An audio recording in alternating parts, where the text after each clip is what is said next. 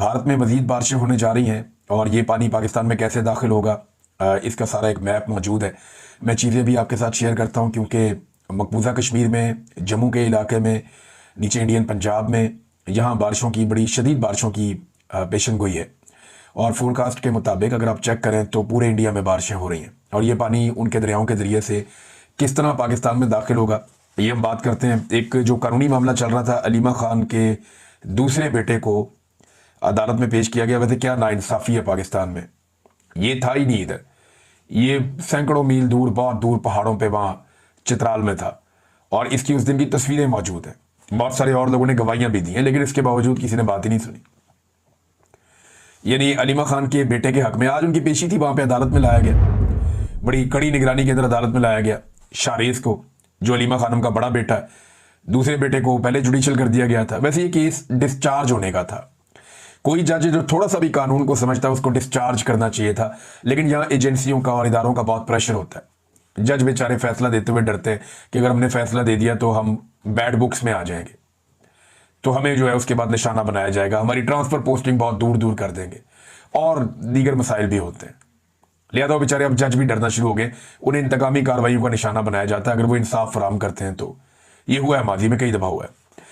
नाज़रीन, लाहौर इंसदाद दहशतगर्दी की अदालत में अलीमा खान के बेटे शारेज को जब पेश किया गया तो उसके हक में 7 अफराद ने बयान हल्फी जमा करवा दिया कि 7 मई से 12 मई तक वो उनके साथ चित्राल में ट्रिप पर थे। ये जो तस्वीर पेश की थी एक अलीमा खानम की बहू ने, शारेज की अहलिया ने, उसमें उन्होंने ये क्लेम किया था कि हम सारे लोग वहाँ मौजूद थे और साथ उसके सबूत भी दिए थे। अब वो जो लोग साथ मौजूद थे उन्होंने अपने बयान हल्फी अदालत में लाकर जमा करवा दिए कि जनाब हम ये हल्फिया बयान दे रहे हैं कि ये तो बंदा यहाँ पे था ही नहीं, जाए वकुआ वाली जगह पर नहीं थे। दीगर तस्वीर और जो बाकी खबरें और सबूत और वो सारी चीज़ें पेश की गई, लेकिन तफ्तीशी अफसर ने कहा कि गुज़िश्ता रात 12 बजे मुझे ये सारे सबूत दिए गए हैं, मैं इनकी तस्दीक नहीं कर सका। अदालत ने तफ्तीशी अफसर को इन दस्तावेजात की छानबीन करके चालान जमा करवाने का हुक्म दिया और पुलिस को मजीद जो 30 दिन की पुलिस ने इस्तदा की थी कि जनाब और रिमांड दे दें आप शारेज का, लेकिन वो रिमांड पुलिस को नहीं दिया गया, जुडिशल कर दिया गया। अभी इसकी भी बेल जमा करवाएंगे पाकिस्तान तहरीक इंसाफ के वकला या अलीमा खानम की जो वकला की टीम है वो जाएंगे, जाके बेल जमा करवाएंगे और कोशिश करेंगे कि उसकी जहाँ पे जुडिशल कस्टडी में है, जेल भिजवाया गया है, वहाँ से जमानत हो सके उनके दोनों बेटों की। तो अब अलीमा खानम कहती है जी हमें उम्मीद थी कि आज जमानत हो जाएगी, लेकिन जज साहब पर प्रेशर वाज़ेह नजर आ रहा था। फिर जज साहब जो है वो लेकर चले गए, यानी जो सबूत दिए गए वो लेकर जज साहब अंदर चले गए। अदालत के अंदर सारी चीज़ें बातचीत होनी चाहिए थी ना। मैं जज साहब को कहूंगी कि अगर आप इस जुल्म के साथ खड़े रहे तो आपकी नस्लें हमेशा सर झुका कर रहेंगी। बेहतर है आप खड़े हो जाएं और कहें अगर हम इंसाफ नहीं दे सकते तो हमें इस कुर्सी पर बैठने का कोई हक नहीं है। वैसे जो जो जजेज ये कर रहे हैं, इनके खानदानों को, इनके बच्चों को ये शर्मिंदगी हमेशा रहेगी कि इन्होंने ज्यादती की है और जो तकलीफ इन्होंने पाकिस्तानियों को दी है और जो इन्होंने सियासी मामलात में एस्टेब्लिशमेंट के कहने पे या सियासतदानों के कहने के ऊपर या ब्यूरोक्रेसी के दबाव के ऊपर इन्होंने एक पॉलिटिकल पार्टी को कुचलने के नाम पे जो इंसानों के साथ जुल्म और ज्यादती का ये हिस्सा बने जजेस, ये और इनके खानदान हमेशा शर्मिंदा रहेंगे। अब आए नाज़रीन फ्लड्स की तरफ। तो शहबाज शरीफ जो वज़ीर आज़म पाकिस्तान है, इस वक्त पाकिस्तान बदतरीन सैलाब की जद में है।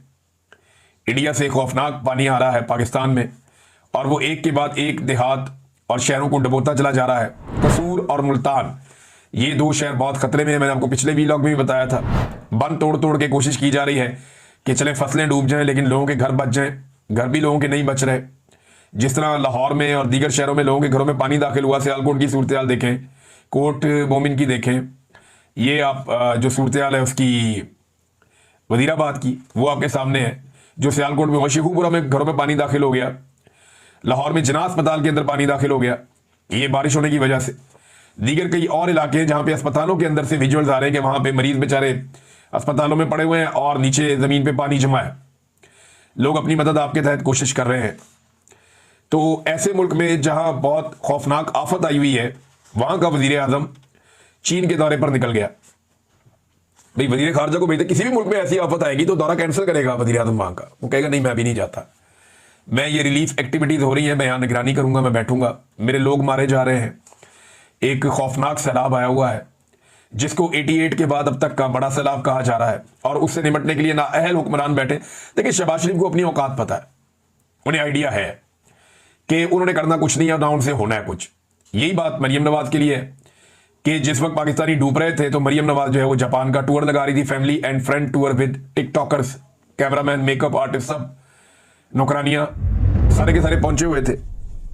अब जनाब शहबाज शरीफ साहब चले गए चाइना का दौरा करने के लिए, 6 रोजा दौरे पर रवाना। अगली खबर क्या आएगी पहले बताता हूं, क्योंकि मैं इनको बड़ी अच्छी तरह जानता हूं। मैंने आपको पहले बताया था ना कि ये वापस आके हेलीकॉप्टर पे चढ़ेंगे, फिर ये कश्तियों पे चढ़ेंगे, फिर ये अपनी फोटोज लगवाएंगे, फिर ये वीडियोज और टिकटॉक बनवाएंगे, और उसके बाद ये ड्रामेबाजी करेंगे, फिर राशन के थैलों के ऊपर अपने टब्बर की तस्वीरें या अपनी तस्वीरें लगा के ये लोगों को राशन बांटेंगे। उसके बाद अपनी जाती प्रमोशन पे करोड़ों अरबों रुपया खर्च करेंगे, मीडिया में इश्तिहारात लगाए जाएंगे, अपनी प्रमोशन करेंगे, लोगों को नहीं बचाएंगे, और एंड में ये सलामतगान की इमदाद खा जाएंगे जो बाहर से आएगी। हर दफा ये सलामतगान की इमदाद खा जाते हैं, और इतना भी खाई है इन्होंने। 2022 की इमदाद कहां लगी लोगों के ऊपर? कोई नहीं लगी। जो पैसा प्लज हुआ था आलमी सतह पे, जिसके बड़े बड़े दावे किए जा रहे थे, वो पैसा तो आवाम पे नहीं लगा। तो अब कोई आपको पैसा क्यों देगा जब आपने पिछली मर्तबा जो पैसा आपको दिया गया था वो अवाम पर लगाकर रिपोर्टें वापस जमा नहीं करवाई? इन्हें लगा कि शायद आइंदा कभी जरूरत ही नहीं पड़ेगी मदद की, या फ्लड आएगा ही नहीं, तो खा जाओ ये पैसा। ये तो आज के अंदर जीते, इन्हें लगता है कि पाकिस्तान छोड़ के भाग जाएंगे, सारा पैसा इन्होंने खा जाना है। जो एशियन डेवलपमेंट बैंक ने पैसा दिया था पाकिस्तान को लगाने के लिए, पाकिस्तान पे ये मिलियंस ऑफ डॉलर्स थे, तो जो पैसा एशियन डेवलपमेंट बैंक ने दिया था, बजाय वो पैसा पाकिस्तानियों पे खर्च करके रिपोर्ट दी जाती, उस पैसे से यानी उसका एक हिस्सा जो है उससे सामान खरीद के वो रख लिया गया और तुर्की और शाम भिजवा दिया गया बाद में अपने नंबर टांगने के लिए। तो पाकिस्तानियों से ज्यादा इनको दूसरे अधीन है। पाकिस्तानियों को बेयारो मददगार छोड़ दिया, उनके घर भी तामीर नहीं किए, उनको कंपनसेट भी नहीं किया, उन्हें सहूलतें भी नहीं दी, जबकि बाहर अपने ताल्लुकात, और वो भी जाती नौयत के ताल्लुकात बनाने में एक खानदान मसरूफ रहता है। अब करेंगे क्या, ये मैं आपको बताता हूं। पहले भी आपको बताया था, वही हुआ, अब भी वही करेंगे। अब शहबाज शरीफ के बारे में खबर आएगी थोड़ी देर के बाद, और ये मुमकिन है कि ये खबर आए कि वो कहा जाएगा कि जनाब पाकिस्तान में सैलाब के पेश नजर वजीर आजम अपना दौरा मुख्तसर करके वतन वापस रवाना। तो उसको अब स्पाइडरमैन बनाया जाएगा, हीरो बनाया जाएगा कि जनाब सुपरमैन है, वापस आ रहा है, पानी निकालेगा, ये करेगा, वो करेगा। और भाई जाने की जरूरत क्या है? इस वक्त आप एक बात कर सकते हैं चीन के साथ, उन्हें आप कह सकते हैं कि जी हमारे मुल्क में फ्लड्स आए हुए, सूरत ठीक नहीं है, ये दौरा नहीं बनता, हम बाद में आते हैं, रीस्केड्यूल करते हैं इसको। लेकिन वो चले गए हैं, और ये मुझे पता है कि वो एक आधा दिन पहले आके ना, एक आधा दिन जल्दी आके वो कहेंगे जी वजीर आजम ने कुर्बानी दी कौम के लिए, और एक दिन पहले आके उन्होंने बड़ा काम किया है, या 2 दिन पहले या 1 दिन पहले दौरा मुख्तसर करके वजीर आजम पाकिस्तान हंगामी तौर पर पाकिस्तान वापस पहुंच गए। पाकिस्तान एयरफोर्स के तैयारे को ना इस खानदान ने चिंची रिक्शा बनाया हुआ है। एक उतरता है, दूसरी चढ़ जाती है, वो उतरती है, फिर दूसरा चढ़ जाता है। तो चिंची रिक्शा बना के रख दिया पाकिस्तान एयरफोर्स के तैयारे को इन्होंने। ये गरीब मुल्क है, ये तैयारा लेकर अपना टब्बर लेके ये पहुंच जाते हैं जहां इनका दिल करता है, और वहां जाके ये अय्याशियां करते हैं। अब एक अजीबोगरीब चीज सामने आई इनकी जानिब से, 2 चीजें हैं। एक वो कहते हैं जी जो लोग गए उन्होंने अपने टिकट खरीदे, तो हसन निसार साहब ने बड़ा ठीक सवाल उठाया कि ये एयरफोर्स कब से अपने टिकट बेचना शुरू हो गई? पाकिस्तान एयरफोर्स जिसने अभी भारतीय तैयारों को धूल चटाई है, उनका बड़ा नाम है, तो क्या उन्होंने कमर्शियल एक्टिविटीज शुरू कर दी है और टिकट बेचना शुरू कर दिए हैं? कि टिकट खरीदे थे लोगों ने जो बैठ के इस तैयारे में गए थे। वजीर आजम के मुशीर की हालत देखेंगे, नेशनल टेलीविजन पे बैठ के वो क्या कह रहा है? वो कह रहा है जी देखे ना, इंतजामिया के और हुकूमत के लोग थे 14-15, तो बाकी सीटें तो खाली जानी थी ना, तो जहाज की जो खाली सीटें जानी थी अगर उनमें लोग चले गए तो क्या हुआ? फिटे मुंह ताड़ी सोच दे होते भाई। इस तरह तो पीआईए को भी चाहिए कि जो टिकटें उनकी ना बिके, जो खाली रह जाए, उसमें मुफ्त में लोगों को बिठाए और बिठा के ले जाए। ये क्या तो अजीब दी है भाई। अगर लोग कम थे आप कमर्शियल तैयारे पे जा सकते थे, आप कोई और परवाज इस्तेमाल कर सकते थे, लेकिन यहां पे क्योंकि अयाशी इस खानदान की घुट्टी में पड़ी है और ये माले मुफ्त दिले बेरहम, यानी इन्हें ये लगता है कि ये जो कौम का पैसा है इसको जहां मर्जी लुटाया जाए, जहां मर्जी उड़ाया जाए, और इन्हें कोई फर्क नहीं पड़ेगा। और हालत इनकी क्या है ये देखें, 2 तस्वीरें आपको मैं दिखाता हूं। ये 2 तस्वीरें सोशल मीडिया पे बहुत ज्यादा वायरल है, और ये तस्वीरें खिंचवाने का मकसद भी शायद यही था कि ये वायरल होनी। एक तस्वीर आप देखें, ये इसमें आपको नजर आएगा अलीम खान, और साथ आपको ये 2 सूबाई वजीर, टिकटॉकर हुकूमत की 2 रूहे रवां, ये आप 3 लोगों को देखें। ये सैलाब के पानी को देखकर खुश हो रहे हैं। ये तस्वीर जो है वो अक्कासी कर रही है कि हुक्मरान और अवाम इनमें फासला कितना ज्यादा है, ये एक दूसरे से कितने दूर हैं अवाम और हुक्मरान। हुक्मरान जो है उनका दाव लग गया है, उन्हें मिलिट्री एस्टेब्लिशमेंट ने लाकर जाली हुकूमत दे दी है, और अब वो खुश है कि अवाम ने हमें वोट नहीं ना दिया। इनके साथ यही होना चाहिए, इनको डूबना चाहिए। और ये खुशियां इनके चेहरे पे आपको नजर आ रही हैं। तमकनत देखें, खुशी देखें, मुसर्रत देखें इनके चेहरों के ऊपर, और पीछे खड़े हुए जितने लोग हैं उनमें से किसी के चेहरे पे आपको ये वाली फिरौनियत नजर नहीं आएगी। हालांकि वो इनके साथ ही आए हुए हैं, लेकिन बाकी लोगों के चेहरों पे संजीदगी है, लेकिन इनके चेहरों पे जो खुशी है वो दीदनी है, वो आपको दिखाई दे रही है। तो ये तस्वीर मौजूदा रजीम की पूरी पिक्चर पेश करी। आर्मी चीफ को बुलाया, वो फ्लड के मुआयने के लिए गए, उनके लिए भी कारपेट बिछा हुआ था। वजीर कानून साहब गए, उनके लिए भी कारपेट बिछा हुआ था। यानी ये सैलाब के मुतासरीन के लिए भी जहां जा रहे हैं वहां इनको कारपेट बिछा बिछा के इनके इस्तकबालिये दिए जा रहे हैं। ये जनाब सैलाब मुतासरीन की मदद करेंगे। दूसरा, ये एक और तस्वीर देखें आप, ये एक साहब आपको नजर आ रहे हैं, पैंट टाई कोट, सर के ऊपर एक टोपी पहनी हुई है जबरदस्त किस्म की, और हाथों में इन्होंने एक ट्रंक उठाया हुआ है। और ये साहब जो हैं ये उस ट्रंक के जरिए से सैलाब मुतासरीन को उसको उठा के एक बेड़ी के ऊपर से सैलाब मुतासरीन को रेस्क्यू कर रहे हैं। है कोई ड्रामेबाजी इससे बड़ी? ये बंदा कौन है पहले आप ये देख लें। ये मुजफ्फरगढ़ का डीसी है, मुबैना तौर पे जो सोशल मीडिया पे इसके बारे में इतला, मैं जाती तौर पे इसको नहीं जानता, लेकिन ये मुजफ्फरगढ़ का डीसी है। और इसके आसपास जो वीडियो बनाने वाले लोग हैं ना, जिनके हाथों में मोबाइल और कैमरे नजर आ रहे हैं, वो तकरीबन 7 लोग तो इस तस्वीर में नजर आ रहे हैं जो इसकी वीडियो बना रहे हैं। और ये बंदा एक ड्रेस शूज पहन के, पैंट कोट पहन के, और इसको एक माइक भी लगा हुआ है। अगर आप गौर से देखें तो पाकिस्तान के झंडे के नीचे इसके सीने पे एक माइक भी लगा हुआ है, और जबरदस्त किस्म का महंगा चश्मा और घड़ी पहन के ये बंदा सैलाब मुतासरीन की मदद के लिए निकला है। ये कौम को गुलाम समझते हैं, ये हमें बेवकूफ समझते हैं। भाई तुमने ड्रामेबाजी करनी है, तुम जाके दफ्तर में बैठोगे कपड़े पहन के। ये सैलाब मुतासरीन की मदद वाले कपड़े हैं। इनको ना सबको टिकटॉक्स का शौक पड़ गया, क्योंकि टिकटॉकड़ियों की हुकूमत है ना पंजाब में, तो हर कोई टिकटॉक बनाना शुरू हो गया। ये जो इतने बंदे खड़े हुए ना, ये 30 सेकंड के अंदर ये सारा सामान उठा के बाहर रख सकते हैं। और ये बेड़ी है, ये कोई सरकारी इमदाद की चीज नहीं है। ये वहां के किसानों के पास, ये अपनी मदद आपके तहत इसको चलाते रहते हैं। वहां पे ये बेड़ियां दरियाओं के अंदर मौजूद है, दरिया सिंध में भी है, रावी में भी है, चनाब में भी है, झेलम में भी है। हर दरिया के अंदर ये बेड़ियां मौजूद हैं। किसानों ने अपनी क्रॉसिंग के लिए रखी हुई है, जहां पे पुल नहीं है वो इनके ऊपर ट्रैक्टर ट्रालियां भी लेकर चले जाते हैं। तो ये डीसी का ड्रामा आप चेक करें नाज़रीन। ये लोग ना टिकटॉक्स पे लग गए सारे के सारे। ये टिकटॉकड़ियों की हुकूमत है ना, तो सारे टिकटॉक, पुलिस वालों को देखें वो रोजाना टिकटॉक बना, बल्कि कुछ पुलिस वाले टिकटॉक लाइव के ऊपर बैठते हैं। मैं एक एसपी को देख रहा था, वो खातून पुलिस वाली है, वो टिकटॉक बनाती है अपने। मैं कुछ दूसरी खवातीन को देख रहा था, पुलिस वालियां, वो टिकटॉक बनाती हैं अपने। भी जब उनकी वज़ीर आला टिकटॉकर बनी हुई है तो बाकी सारे भी यही काम करेंगे। तो टिकटॉकड़ियों की हुकूमत के अंदर ये टिकटॉक्स ही चल रहे हैं। और ये ट्रंक उठा के, अब जिस तरह का ये बंदा है ना, या जिस तरह के इसने कपड़े पहने हुए हैं, ये ट्रंक खाली होगा मेरी दानिश में, क्योंकि ये इस तरह के कपड़े पहन के और इस तरह करके ये ट्रंक उठाना भी मुमकिन नहीं है। लेकिन इसी वजह से ना इनसे अवाम नफरत करती है, इनकी इन गंदी हरकतों की वजह से लोग इन्हें पसंद नहीं करते। अब नाज़रीन आ जाए इंडिया में बारिश है। मैंने जो वेदर फोरकास्ट चेक की है उसके मुताबिक जम्मू में, मकबूजा कश्मीर में और पाकिस्तान में आज़ाद कश्मीर में भी बारिशें हो रही, और बारिशें रुकने का नाम नहीं ले रही। अगले पूरे 1 हफ्ते तक जो इंडियन ऑक्युपाइड कश्मीर है वहां पे और तेज बारिशें हो रही हैं गरज चमक के साथ। तो वो जो सारा पानी है वो दरिया झेलम में, दरिया चनाब में इस तरफ आएगा, और रावी की तरफ भी पानी आएगा बहुत तेजी से, क्योंकि इंडिया के अंदर भी फ्लड आया हुआ है। वहां से भी कुछ, अभी इंडिया में मैंने देखा वहां की एक ब्यूरोक्रेट है खातून, वो भी काम कर रही है पुलिस वालों के साथ मिलकर, लेकिन उसका रवैया, उसका अंदाज बात करने का देखकर मेरे दिल से उसके लिए दुआ निकली, खातून के लिए, कि वो आवाम से ऐसे बात कर रही है जैसे कि वो वाकई आवाम से तनख्वाह लेती है, और वो प्यार से बात कर रही है, उन्हें कायल कर रही है कि चले यहां से। पाकिस्तान में तो जनाब पुलिस वाले के साथ खड़ा होता है ना, वो डंडा उसने हाथ में पकड़ा हुआ था, चलो भाई अकेला निकलो तो बड़ा नहीं तो मैं पर्चा दे देगा। यहां पे तो जो लोग मदद मांगते हैं उनको धमकी दी जाती है, खबरदार अगर तुमने ऊंची आवाज में मदद मांगी पर्चा दे देंगे तुम पे, ये किया जाता है। लेकिन उधर मैंने देखा वो इतने प्यार से, वो एक सरकारी ऑफिसर है, उसके साथ कोई पुलिस वाले हैं। यानी ये ब्यूरोक्रेसी को सीखना चाहिए कि ये कोई डिक्टेटर नहीं है, ये अवाम के पैसों से तनख्वाह लेते हैं, ये अवाम के नौकर चाकर हैं।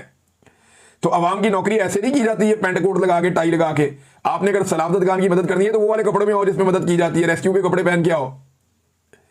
ये सिर्फ टिकटॉकर हैं और कुछ भी नहीं है, ये वही काम कर रहे हैं। नाज़रीन इंडिया से जो है वो पानी का फ्लो आएगा दोबारा आपके दरियाओं में। पंजाब में भी, इंडियन पंजाब में भी बहुत ज़्यादा बारिश हो रही है। दरिया ब्यास का जो इलाका है इंडिया में, वहाँ पे एक बड़ा कैशमेंट एरिया बना हुआ है, वहाँ तेज़ बारिशें हो रही हैं।